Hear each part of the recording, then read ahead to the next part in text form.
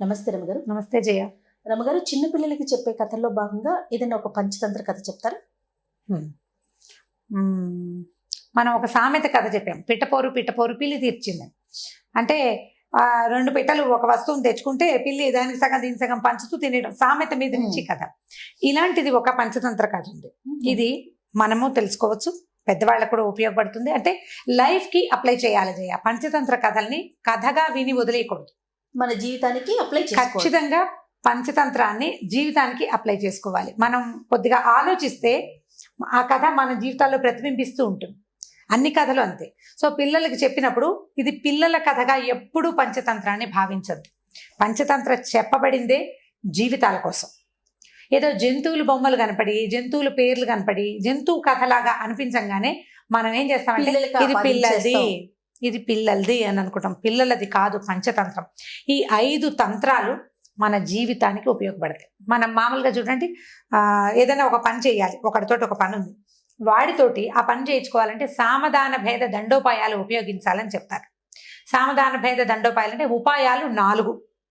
ఇప్పుడు నేను మీ దగ్గరకు వచ్చాను, మీతో పని చేయించుకోవాలంటే నేనేం చేయొచ్చు? స్వీట్గా మాట్లాడచ్చు, ఒకటి మాట్లాడి పని చేయొచ్చు. ఒకవేళ నేను మాట్లాడినా మీరెవరో నాకు తెలియదు అన్నట్టుగా అవుతారు, మీరు మొహం పెట్టుకుంటే నేనేం చేయొచ్చు? మీకు పరిచయం ఉన్న వాళ్ళని ఇంకొకళ్ళని ఎవరి ద్వారా అయినా నేను మిమ్మల్ని అప్రోచ్ అవ్వచ్చు.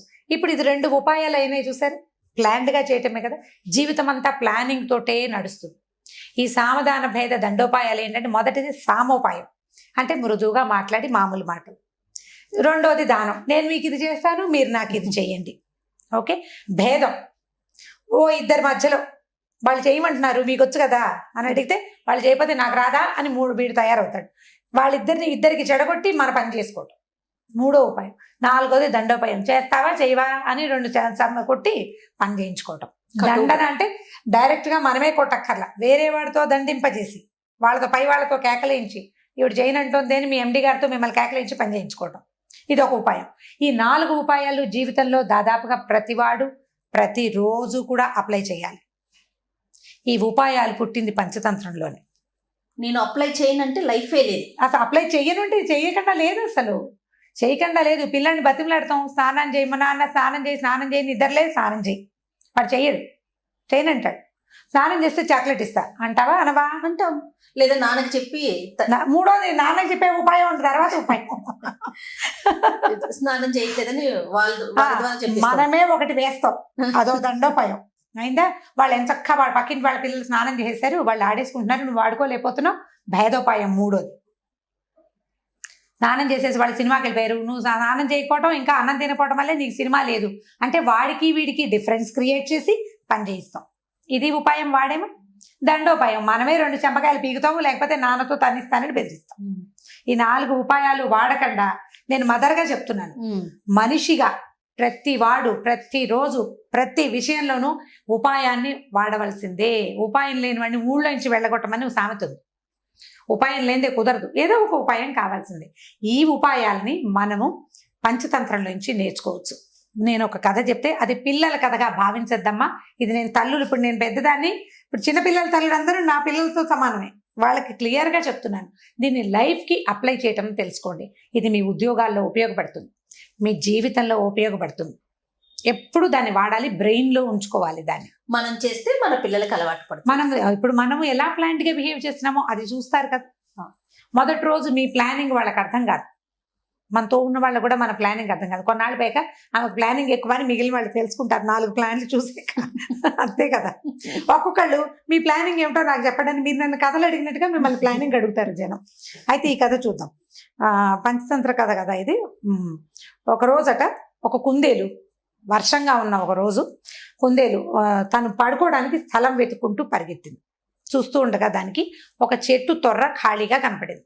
ఆ తొర్రలో ఎవరు లేరు, ఖాళీగా ఉందని ఈ కుందేలు ఏం చేసింది, ఆ తొర్రలోకి దూరి పడుకుంది, నిద్రపోయింది. చీకటి పడేసరికి ఒక పక్షి అక్కడికి వచ్చింది. వచ్చి ఈ తొర్ర దగ్గర చూసే, తొర్రలో ఆల్రెడీ చెట్టు తొర్రలో కుందేలు ఉంది. ఇదేం చేసింది, బయట నుంచి పొడిచి ముక్కుతోటి లే అని లేపి, ఈ తొర్ర నాది, నువ్వు వచ్చి పడుకున్నావు ఎందుకు, ఇది నా ప్లేస్, నాకు ఇచ్చేసేయండి. ఇచ్చేయమంటే కుందేలు ఏమంది, నీ తొర్ర ఏమిటి, అడవిలో ఉన్న తొర్రలు అందరు విను, ఎవరు ముందొస్తే వాళ్ళది, నేను ముందొచ్చా కాబట్టి ఇది నాది. అనేసరికి ఈ పక్షి ఒప్పుకోవాలి. ఏమిటి అందులో బోల్డని ఉన్నాయి చూడు, కాకులు అలమలు నేనే తెచ్చిపెట్టుకున్నాను, ఇంకో 4 రోజుల్లో గుడ్లు పెట్టాలి, నేను అవన్నీ ఒక్కొక్కటి ఏర్పరచుకుంటుంటే వాటి మీద వచ్చి పడుకున్నావు నువ్వు, నా ప్లేస్ నాకు కావాల్సిందే అని పోట్లాడితే ఈ దిక్కుని చోటు చెప్పుకో, నేను ఇవ్వను లేవను ఇప్పుడు అనేసరికి ఈ పక్షి ఏం చేసింది, ఇప్పుడు ఇంకో ఎవరినైనా తగు తీర్చడానికి పిలుచుకొచ్చే టైం లేదు, చీకటి పడిపోయింది, పక్షులన్నీ సర్దుకుంటున్నాయి ఇళ్లలో, ఎవరు రారు పోవమ్మా అంటారు ఎవరినైనా పిలిస్తే. అందుకని ఏం చెయ్యొచ్చు ఆలోచించింది, అటు ఇటు ఇంకెక్కడికైనా పరిగెడితే ఇప్పుడు కొత్త ప్లేస్ దానికి ఎక్కడ దొరుకుతుంది, వెతుక్కోవాలి.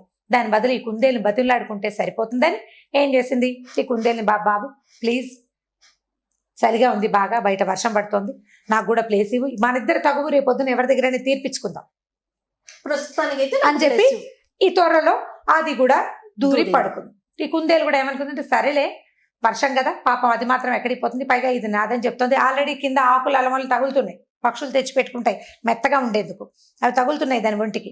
అందుకని ఈ పక్షిని కూడా తనతో పాటు పడుకుంది పక్షి. తెల్లవారింది, పక్షి కుందేలు 2 బయటకు వచ్చినాయి. ఇప్పుడు మన తగువ తీర్చాలి, ఈ ప్లేస్ ఎవరిది, తగువ తీర్చడం కోసం చుట్టూతా వెతికినాయి పక్షులన్నీ, ఆహారార్థం బయలుదేరి వెళ్ళిపోతాయి తెల్లవారేసరికి.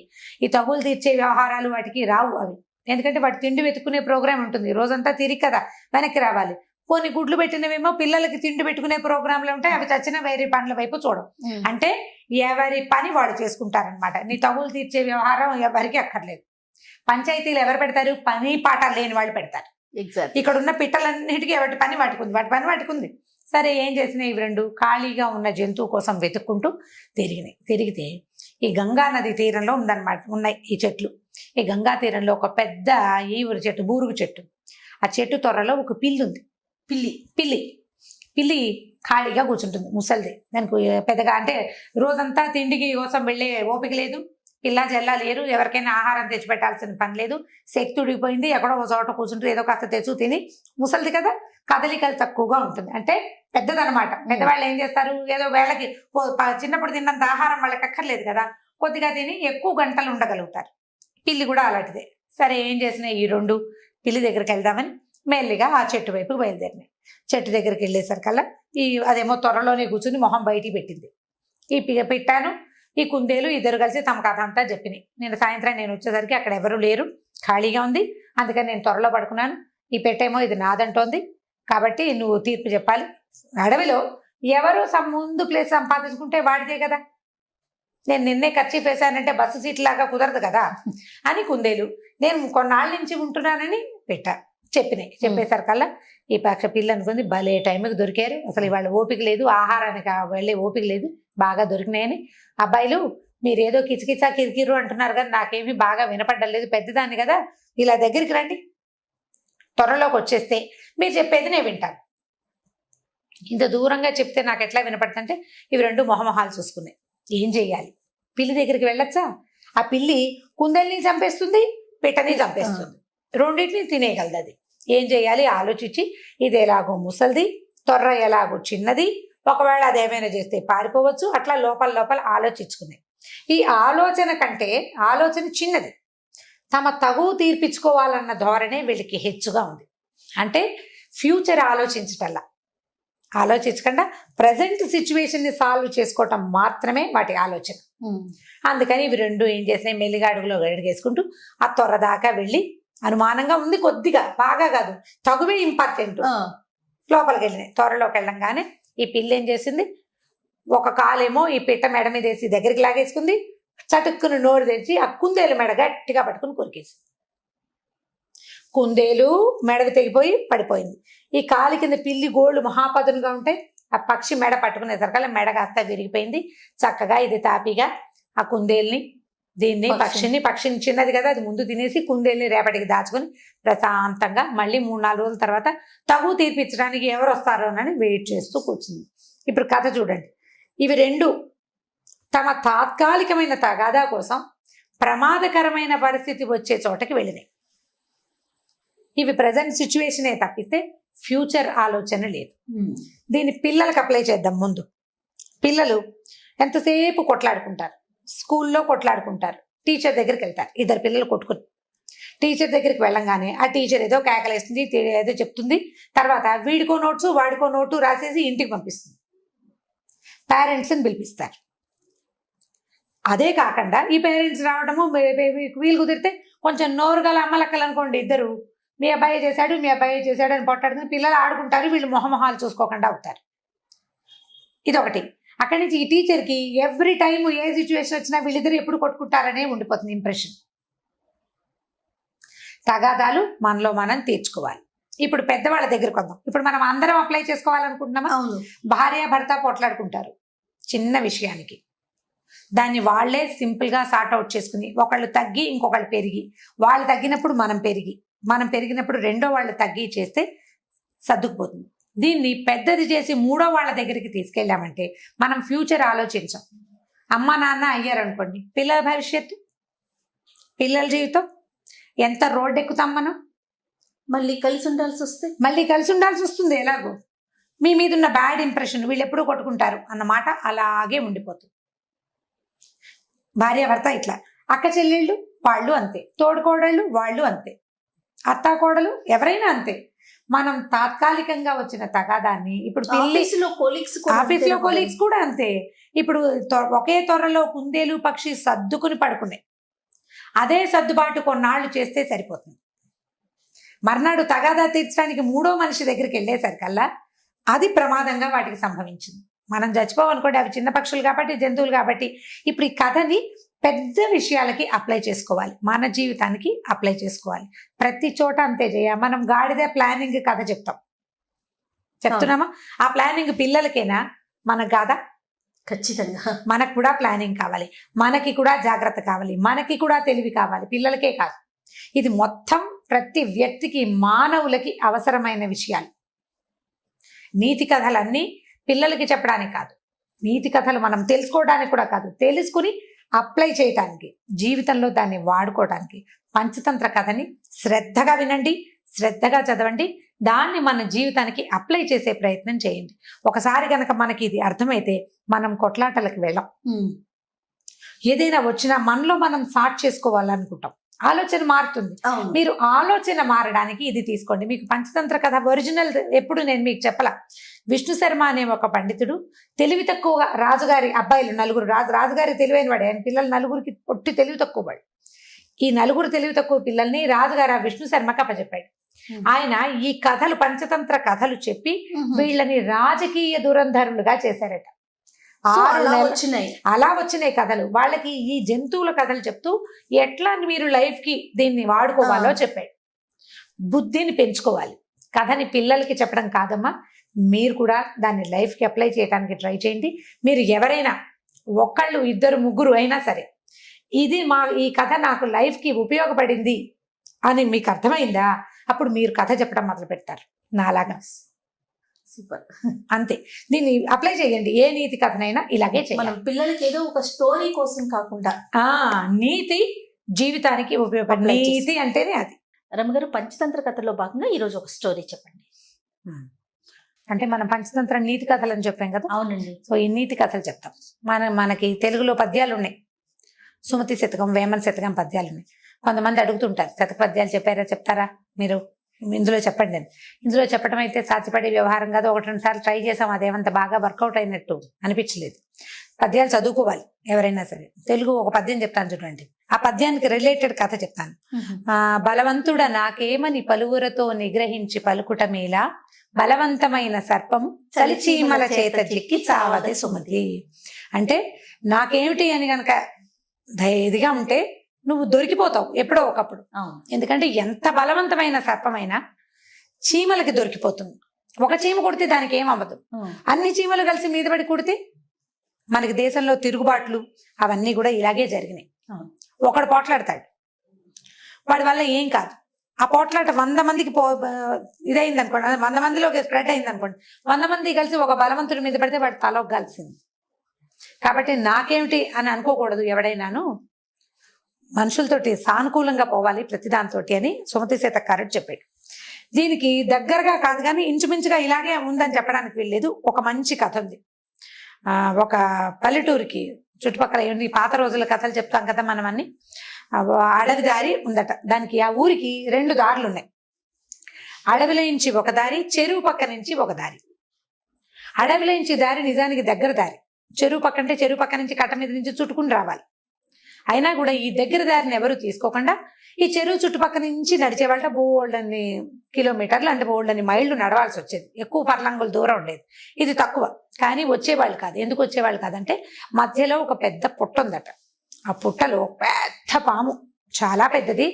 అసలు అది నోరు తెరిస్తే అంటే అది పడగ తెరిస్తే ఇంత పెద్దది, 5-6 చేతులు కలిస్తే ఎంత ఉంటుందో అంత పెద్ద పడగతోటి ఆ పాము బుసలు కొడుతూ కనపడ్డ వాళ్ళ వెంబడబడి హడలు కొట్టేసేది. హడలు కొట్టేసి ఇక ఏం చేస్తారు జనం, దాంతో ఈ దగ్గర దారిని కూడా వదిలిపెట్టేసి ఇప్పుడు పక్క ఊరు నుంచి ఈ ఊరు రావాలంటే అడవుల నుంచి వస్తే 10 నిమిషాల్లో వచ్చేస్తారు. అలా కాకుండా ఇంకో పక్క నుంచి చెరువు పక్క నుంచి అయితే ఆ 30 గంట పడుతుంది. ఈ 5-10 నిమిషాల దూరాన్ని వదిలిపెట్టేసి ఆ 30 గంట దూరాన్నే తిరిగేవాళ్ళు. అయితే ఒకనాడు ఒక మునీశ్వరుడు ఈ దారిలో నుంచి వస్తున్నాడు, అడవి దారిలో నుంచి. అవతల ఊరు నుంచి ఆ పక్కన ఏదో అడవి ఉంది, అందులో నుంచి ఆ ఊరు దాటారు. అక్కడి నుంచి ఈ ఊరు రావడానికి ఈ అడవి దారిలో వస్తుంటే ఈ పాము బుసలు కొడుతూ ఆయన వెంట పడేసరికల్లా ఆయన కేకలేసాడు పామును. ఏమిటి నువ్వు, ఇదేం పద్ధతి, ఇలా చేయకూడదు, నువ్వు ఇంత పెద్ద సర్పాన్ని తపస్సు చేసుకోవాలి, నీ ఇంత శిరస్సుతోటి నీకు ఊర్ధ్వలోకాలు మంచివి దొరుకుతాయి, ప్రతివాడు మరణించాల్సిందే ఇవాళ కాకపోతే రేపు, నువ్వేం కూర్చుంటావా ఇక్కడ, నువ్వేం కూర్చోవు భూమి మీద, ఎవరైనా వెళ్ళిపోవాల్సిందే, నీకు టైం వస్తుంది, నువ్వు ఇలా అందరినీ బెదరగొడుతూ ఈ రకంగా చేశావంటే నీకు నరకం వస్తుంది పైకి వెళ్ళాక, ఇదేదో బాగుంది అనుకుంటున్నావని దాన్ని బోధించాడు బాగా. ఆ సర్పానికి బోధించి ఇట్లా మనుషుల్ని కాటేయటము, వాళ్ళని బెదిరించటము, అంటే ఇలా కాటేయటము, మనుషుల్ని హింసించడం మంచి పద్ధతి కాదని, ఆ టైంని సాత్విక ప్రవృత్తితోటి గనక నువ్వు పొందించావంటే రేపొద్దున ఊర్ధ్వగతులు బాగుంటాయని బాగా బోధించాడు. ఆ సర్పం ఇంత పెద్ద మహానుభావుడు ఋషీశ్వరుడు చెప్తున్నాడని సరేనని ఒప్పుకుంది. అయిందా, సరే. ఇలా కొంతకాలం గడిచింది. ఈ ఋషీశ్వరుడు కొన్నాళ్ల తర్వాత ఒక 6 నెలలకు అనుకో, ఏడాదికో, 6 నెలలకు అనుకుందాం, మళ్ళీ అదే దారిలోంచి తిరిగి వచ్చేట. వచ్చేస్తే ఆయన వచ్చే టైంకి ఈ సర్పం బక్కచిక్కిపోయి ఒంటి నిండా దెబ్బలు, గాయాలతోటి, రాళ్ల దెబ్బలు తగిలి సస్తినో దేవుడా అన్నట్టుగా కనపడింది ఆయన. ఆయన తెల్లబోయి, ఇదేమిటి ఇలా అయిపోయావు, మొన్న వచ్చినప్పుడు అంత శుభ్రంగా ఉన్నావు, అంత బారు, అంత బలంగా ఉన్నావు, ఇంత పడగా అంత ఇదిగా ఉన్నవాడివి, ఇలా అయిపోయావుటో నువ్వు అని అడిగాడు. అయ్యా మీరు చెప్పారు కదండి మనుషుల్ని హింసించని సాత్వికంగా ఉండమని, నేను సాత్వికంగా ఉన్నాను. ఉండేసరికల్లా ఈ ఊరి జనం అంతా తెలుసుకున్నారు ఈ పాము ఎవరి వెంట పట్టలేదని, ఎవరిని చూసి బుసలు కొట్టట్లేదని, ఎవరిని కాటేయటానికి ప్రయత్నం చేయటం లేదని తెలుసుకుని వాళ్ళకి అలుసైపోయింది పాము. అలసైపోయి ఈ గొడ్లకాడ బుడ్డాళ్ళు ఉంటారు, ఆవుల్ని గేదెలు తోలుకొచ్చే వాళ్ళు, మేకల్ని కాసుకునే వాళ్ళు, వాళ్ళంతా తలా ఒక రాయి విసిరేసి ఒకటి తోక పట్టుకుని గిరగిర తిప్పి పారేసి దాన్ని ఊళ్ళో జనం కూడా ఊరి జనం కూడా అటువైపు వచ్చినప్పుడల్లా ఏది పాము వస్తుందో రావట్లేదో చూసి దాన్ని ఆట పట్టించి, ఇప్పుడు మీరేమో సాత్వికంగా ఉండమన్నారు, సాత్వికంగా ఉండేసరికి ఇలా చేశారండి అంటే మునీశ్వరుడు అన్నట్టు, ఓ నీ తెలివి తెల్లారా, నేను కాటేయద్దన్నాను కానీ బుసలు కొట్టద్దన్నాను, నేను బుస కొట్టాలి, నువ్వు కాటేయద్దు, కాట అందుకుని సంపద్దు జనాల్ని హింసించద్దని చెప్పాను కానీ నీ సహజ గుణమైన బుస కొట్టడానికి కూడా నువ్వు మానేస్తే ఇప్పుడు ఏమైంది చూడు నీ పరిస్థితి ఏమొచ్చిందో.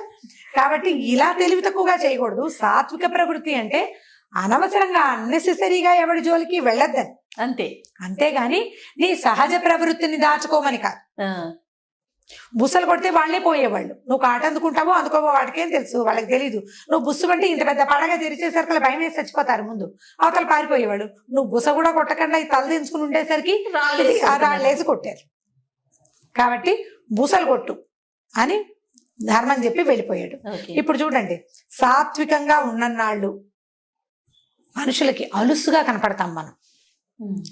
మెతకగా ఉండే ప్రవృత్తిని దాచిపెట్టుకోవాలి. మీ ప్రవృత్తి అదే, మీరు ప్రతిక్రియలు చెయ్యరు ఎవరికి అయినా కూడా గంభీరంగా ఉండాలి మనుషులు.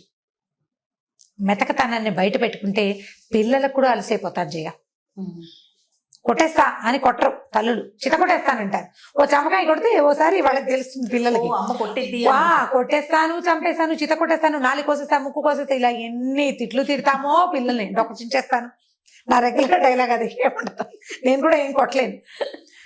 ఎప్పుడో కొట్టినప్పుడు కొడతాము, ఎప్పుడో అది కొడతాను అని అన్నామా కొట్టి తీరాలి ఒక దెబ్బ. కనీసం 10 సార్లు బెదిరించి ఓసారి అయినా కొడితే పిల్లలు చూస్తే వాళ్ళిద్దరిని తిట్టుకుంటారు. అదే ఎవరైనా కానీ, ఇప్పుడు మావాడైతే నువ్వు చేసే పని చెప్తున్నామని చెప్తాడు నాకు. నేను అలాగే ఒక 5-6 సార్లు బెదిరిస్తాను. ఎప్పుడో ఒకరోజు చేతిలో ఉన్నది విసిరేస్తాను. కొట్టడమే, చేతిలో ఉన్నది విసిరేయటమే. నేను నీకు ఇవ్వను అన్నానా ఇక నువ్వు ఏం చేసినా నేను చచ్చినా ఇవ్వను. ఇక పాకెట్ మనీ కట్టండి కట్టే. ఇక నువ్వు అడుగు పెద్దమ్మ వచ్చినప్పుడు మావయ్య వచ్చినప్పుడు మామ నా పాకెట్ మనీ ఇవ్వట్లేదని దొంగ మాటలు వాళ్ళ దగ్గర చెప్పినా సరే మీరు చావండి మీరు చెప్పినా సరే నేను ఇవ్వను వీడింతే.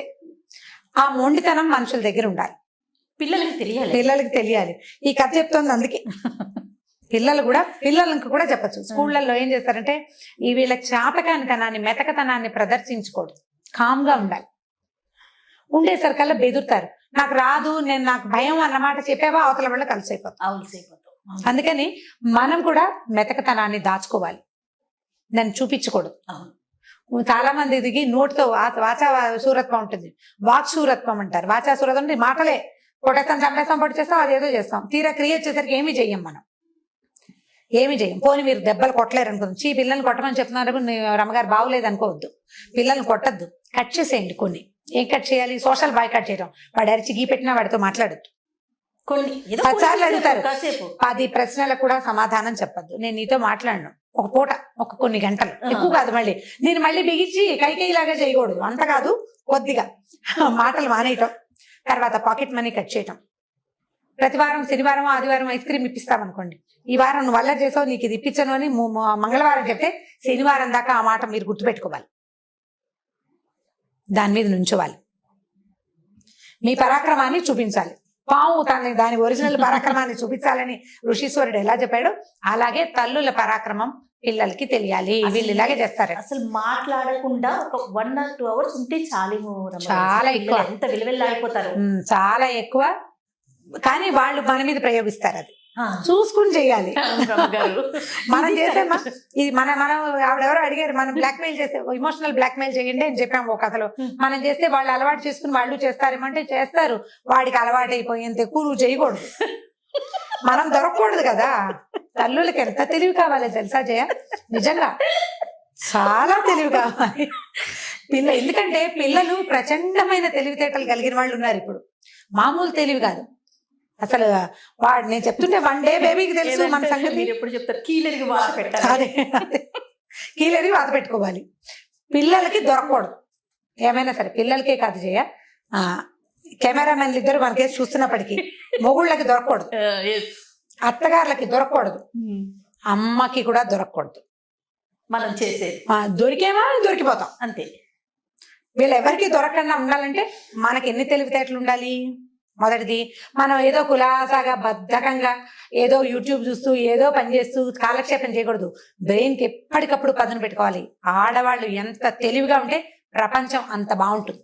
సూపర్ అంతే, మనకు ఉండాలి తెలివి ఖచ్చితంగా. కాదు ఇప్పుడు మన పని మనిషి ఉంది, పని మనిషి తోటి ఒకలా మనకి అందరికీ ఉంటాయి చేయవి. పని అమ్మాయి తోటి ఒక రకంగా మాట్లాడతాం, అవునా? పని అమ్మాయితో మాట్లాడినట్టు మనం ఎవరితోటైనా మాట్లాడతామా? మాట్లాడు. అమ్మతో ఒకలా మాట్లాడతాం, అవునా? కూతురు దగ్గరకు వచ్చేసరికి అమ్మ దగ్గర మనం గారాలు పోతాం, పిల్లల దగ్గరకు వచ్చేసరికి వాళ్ళ గారాలు మనం భయపడతాం, వాళ్ళ గారాలకి లొంగిపోవాల్సి వస్తుంది. సో ఇప్పుడు ప్రతి వాళ్ళు ఇన్ని పాత్రలు పోషిస్తూనే ఒకలాగా, ఇప్పుడు అందరితోటి ఈ ప్లే చేసేటప్పుడు ప్రతిసారి తెలివిగా ప్లే చేయండి. ఋషీశ్వరుడు చెప్పాడు, పరాక్రమాన్ని చూపించద్దు కానీ నీ రకాన్ని చూపించు, నీ సంగతి చూపించు. నీకు పడగుంది, కోరలు ఉన్నాయి, నీకు విషం ఉంది, నువ్వు ఎప్పుడైనా కాటేయగలవు. ఆ భయం ఉండాలి అవతల వాళ్ళకి. సో ప్రతి స్త్రీ నేర్చుకో, ప్రతి తల్లికి ఈ తెలివితేటలు ఖచ్చితంగా ఉండవలసిందే. పాము కథ చెప్పి మమ్మల్ని పాములాగా మారమంటారంటే పాముకి లాగా మారమంటలేదు. ఋషీశ్వరుడు చెప్పింది నువ్వు కాటు వేయద్దు, నీ ఒరిజినల్ నేను ఇది చెయ్యగలను అని చూపించాలి. చూపిస్తే అందరూ కంట్రోల్లో ఉంటారు, ప్రపంచం అంతా మన గుప్పెట్లోకి ఉంటుంది. అప్పుడే మనం సరిగ్గా చేయగలుగుతాం. అప్పుడే మన ఆఫీసుల్లో కూడా ఆఫీసుల్లో ఇంతే, మనం వర్క్ ప్లేసుల్లో ప్రతి చోట మన అస్తిత్వాన్ని మనం నిలబెట్టుకోవాలంటే తెలివిగా వ్యవహరించాలి. మెతకతనాన్ని ప్రదర్శించకూడదు, దాన్ని దాచుకోవాలి. మనం మెతకైనా కూడా దాన్ని చూపించకూడదు, గంభీరంగా ఉండటం నేర్చుకోవాలి. థ్యాంక్ యూ సో మచ్ రమ్మ గారు. ఓకే, మంచి వ్యాలిడ్ పాయింట్స్ వచ్చాయనిపిస్తుంది నాకు. అంటే మీకు పాయింట్లు సరే, దీంట్లో ఎన్ని కామెంట్లు వస్తాయో చూద్దాం. రమ్మ గారు, పంచతంత్ర కథలు అనగానే పిల్లలు చాలా ఇంట్రెస్ట్ చూపిస్తారు, అందులో ఒక నీతి కూడా ఉంటుంది. సో ఈ రోజు ఒక పంచతంత్ర కథ చెప్పుకుందామండి. ఎవరితో ఫ్రెండ్షిప్ చేయాలి అనే దాని మీద ఒక కథ చెప్తాం.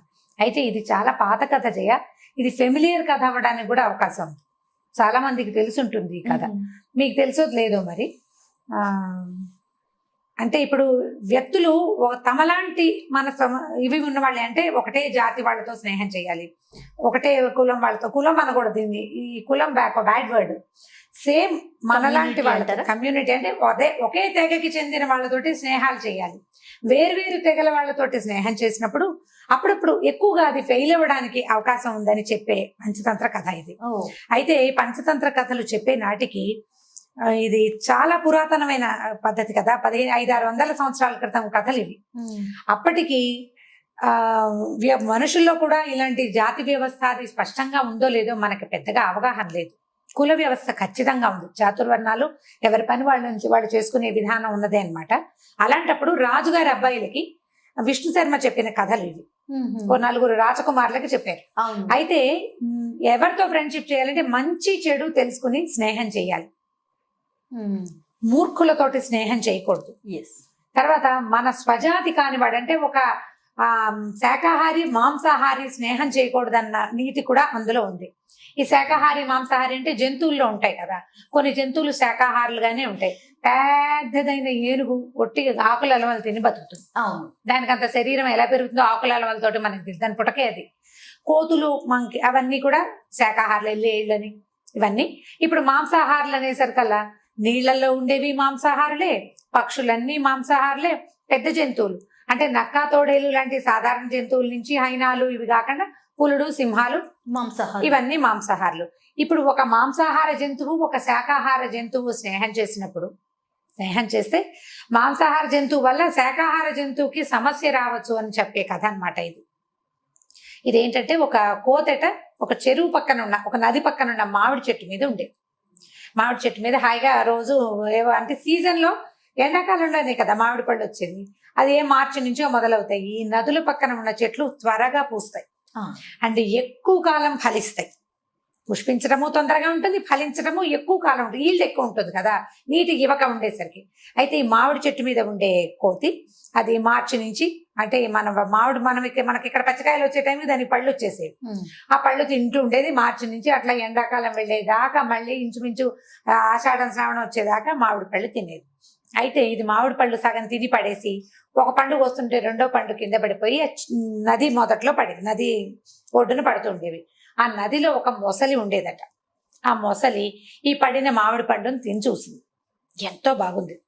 సహజంగా మొసలి మాంసాహారి, శాకాహారం కూడా తినేదేమో. ఇప్పుడు శాకాహారి కాదండి మొసలి, అసలు పళ్ళు తింటూ మీరు పిచ్చి కథలు చెప్తున్నారని నన్ను అడగకూడదు, ఎందుకంటే కథ ఇలాగే చెప్పాడు ఆయన. ఇది మీరు మేము అనుకుని చెప్పే కథ కాదు కదా, ఇది అంటే ఒక నీతిని మనకి ఇంజెక్ట్ చేయటం కోసం చెప్పబడిన కథ కదా. ఈ మొసలి ఇక మామిడి పళ్ళు తింటుంటే చాలా బాగున్నాయని కోతికి చెప్పింది.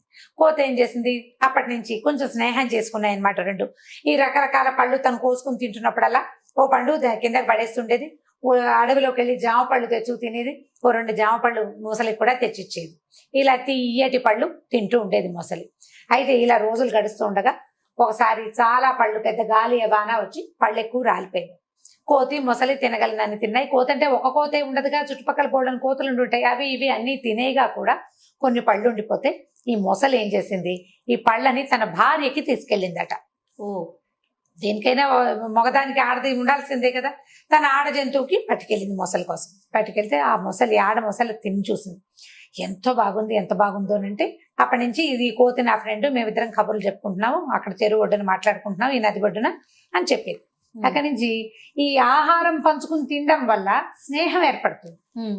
ఇవి రెండు బాగా ఆ కబుర్లు ఈ కబుర్లు, చెరువులో ఇంతలు విశేషాలు, నదిలో ఉన్నవి, నీళ్ళల్లో ఉండేవి అన్ని మొసలు చెప్పేది, అడవిలో ఉన్న విడ్డూరాలు అవన్నీ కోతి చెప్తుండేది, మాట్లాడుకునేవి. ఇలా ఎక్కువసేపు కబుర్లు చెప్పుకుంటూ భార్య దగ్గరికి వెళ్ళేది కాదట ఈ మొసలి. వైఫ్ తో స్పెండ్ చేసే టైం తక్కువ, ఫ్రెండ్ తో స్పెండ్ చేసే టైం ఎక్కువ. ఇలా అయ్యేసరికి అలా ఆడ మొసలికి కోపం వచ్చింది. ఎంతసేపు వెళ్ళి ఆ నది ఒడ్డున అక్కడ కూర్చొని ఉంటాయి. అయితే చెప్పింది, ఇదేం చేసింది, ఇది కోపం వచ్చేసిందట ఈ ఆడ మొసలికి. ఇది ఎంతసేపు అక్కడ మాట్లాడుతుంది, నా దగ్గరికి రావటం లేదు వీడని చెప్పేసి ఏం చేసిందంటే ఈ మొసలికి ఏం చెప్పింది, నువ్వు ఎంత తియ్యటి పళ్ళు తెస్తున్నావు, నీకు ఇంత తియ్యటి పళ్ళు ఇచ్చే నీ ఫ్రెండ్ ఉన్నాడు చూడు, వాడు ఎంత గొప్పవాడు, వాడే ఇస్తాడు పళ్ళు, ఎందుకంటే నువ్వు కోసుకోలేవు కదా చెట్టుకి.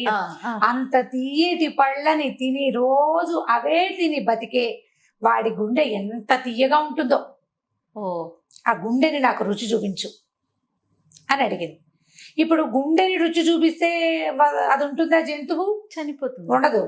ఈ మొసలి సరేనని ఒప్పుకుంది, బుర్ర లేదు దానికి. అది సరే భార్య 2 సార్లు 3 సార్లు ఆ కోతి గుండె కోసం అడుగుతూనే ఉండేది, తీసుకురావా అంటే ఈసారి అని కొన్నాళ్ళు నడిచింది.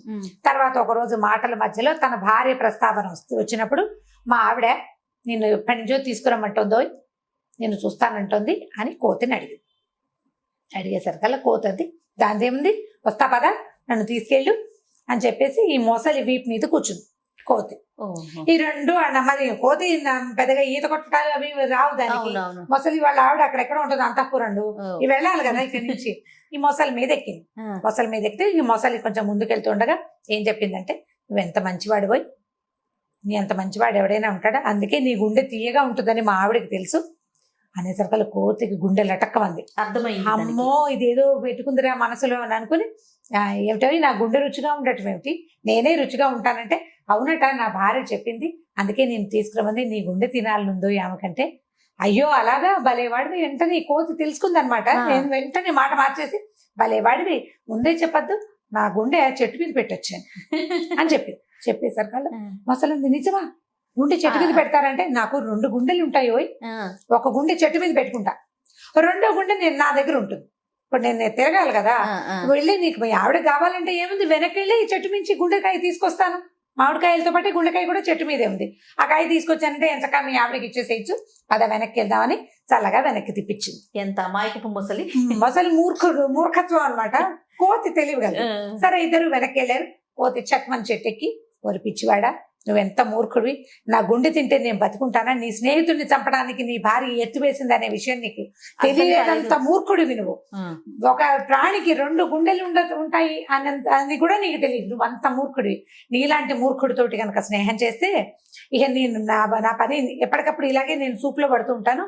మూర్ఖులతోటి స్నేహం చేయకూడదు. పైగా నీ బుద్ధి వేరు, నా ఇది వేరు. ఇప్పుడు నా మీద నీ కోపం రాగానే నువ్వు నోరు తెరిచి పళ్ళతో పట్టుకున్నావా, నేను చచ్చిపోతాను. తెలియక పొరపాటున నా జాతి కానివాడివి మాంసాహారమైన నీతోటి స్నేహం చేశాను, నీతో ఇంకెప్పుడు స్నేహం చేయను, నువ్వు నన్ను పిలవద్దు, నేను నీ దగ్గరికి రానని చెప్పేసి ఆ మామిడి చెట్టు దిగి ఇంకో పక్కకి వెళ్ళిపోయింది. మొసలి ఏం పరిగెత్తినా దాన్ని పట్టుకోలేదు. నీటి మీద స్పీడ్ గా వెళ్తుంది కానీ నేల మీద అంత బాగా నడవలేదు కదా, చెట్లు ఎక్కలేదు, కోతిని పట్టుకోవడం దాని వశం అవ్వదు. అయ్యో నీ తల బాదుకుని ఈ భార్య మాటలకి ప్రలోభపడి అనవసరంగా అమ్మాయి ఏదో ముద్దుగా చెప్పిందని అనుకున్నాను కానీ నా స్నేహితుడిని దూరం చేస్తుందని నేను అనుకోలేదు. ఇలాంటి తెలివి తక్కువ పని చేసినందుకు వృధాగా స్నేహాన్ని పోగొట్టుకున్నానని బాధపడుతూ మొసలి వెనక్కి వెళ్ళిపోయింది. ఇంకా ఎప్పుడు కోతులు నీటిలో ఉన్న జంతువుల జోలికి వెళ్ళలేదట ఆ తర్వాత. దీంట్లో నీతి ఏంటంటే, స్నేహితుల నుంచి దూరం చేయడానికి భార్యలు కూడా ప్రయత్నిస్తారు అనేది ఒక నీతి ఒకటి. తర్వాత మన జాతి కనబడి అంటే మనలాంటి లైక్ మైండెడ్ పీపుల్ తోటే స్నేహం చేయాలి, కానీ జాతి అంటే ఇందులో వెంటనే వేరే అర్థాలు వచ్చేస్తాయి. చేయ అంత విపరీతార్థం ఏం లేదు. లైక్ మైండెడ్ పీపుల్ తోటి, ఒకటే రకమైన ఆహార విహారాలు ఉన్న వాళ్ళతోటి స్నేహం చేయాలి. ఇప్పుడు మనం చూడండి ఈ ఇంటర్నెట్ లో ఫ్రెండ్షిప్, ఇప్పుడు ఫేస్బుక్ ఫ్రెండ్షిప్ చేస్తారు. ఈ ఇండియాలో ఉన్న అమ్మాయి ఫారెన్ లో సౌదీ అరేబియాలో ఎక్కడో ఉన్న అబ్బాయి, వీళ్ళిద్దరికి ఫ్రెండ్షిప్. వాడు ఏదో చెప్తాడు, నాకు 30,000 కావాలి, 25 లక్షలు కావాలి, 20 లక్షలు, 5 లక్షలు కావాలంటే వాళ్ళని నమ్మి అకౌంట్లలో వేసేస్తున్నారు డబ్బులు. అవునండి. ఇప్పుడు వాడెవరో జాతి నేనెవరో జాతి అనే ఇంగితం ఉండడం లేదు. ఇప్పుడు మన దగ్గర లోకల్ జాతుల గురించి కాకుండా ఇలా విపరీతపు జాతుల గురించి జాగ్రత్త పడాలి కదా, జాగ్రత్త పడాలా. సో ఇలాంటి వాటిని స్నేహం చేసేటప్పుడు ఎలాంటి వాళ్ళతోటి స్నేహం చేయాలి. పైగా ఆల్రెడీ దెబ్బతిన్న వాళ్ళని మనం పేపర్లలో చూస్తాం, మన యూట్యూబ్ ఛానల్స్ లో కూడా కనపడుతుంటాయి. అసలు సోషల్ మీడియాలో ఒక పెద్ద దుమారం లాగా రేగుతుంది. అవునండి. మళ్ళీ అదే పని ఎందుకు చేస్తారో జనాలు అర్థం కాదు, మళ్ళీ అవే పని చేస్తారు. ప్రతి వారం 10 రోజులకు ఒకసారి ఓ అబ్బాయి మోసపోయాడు లేదా ఓ అమ్మాయి మోసపోయింది దూరపు స్నేహాల వలన. ఫేస్బుక్ లో ఫ్రెండ్షిప్, ఫేస్బుక్ లో నాకు వచ్చింది, ఎవరో వచ్చారు, ఓ రిక్వెస్ట్ పెట్టాం, ఓకే అన్నాం, బాగానే ఉంది. ఎందుకు ముందుకెళ్తావు, వాడు ఏదో పెట్టాడు బాగుందను, దాని మీద ఎందుకు ముందుకెళ్తావు, ఎందుకు ముందుకెళ్ళాలి? నీకు ఇంకా మాట్లాడడానికి మనుషులు లేరా? మెషిన్లతో ఎందుకు మాట్లాడాలి? ఎప్పుడు ఫోన్లోనో లేకపోతే ట్యాబ్తోనో కంప్యూటర్తోనో ల్యాప్టాప్తోనో ఉంటే మనం మానవ సంబంధాలని మెషిన్ల ద్వారా ముందుకు తీసుకెళ్లేసరికి మనకి తెలియకుండా పోతుంది.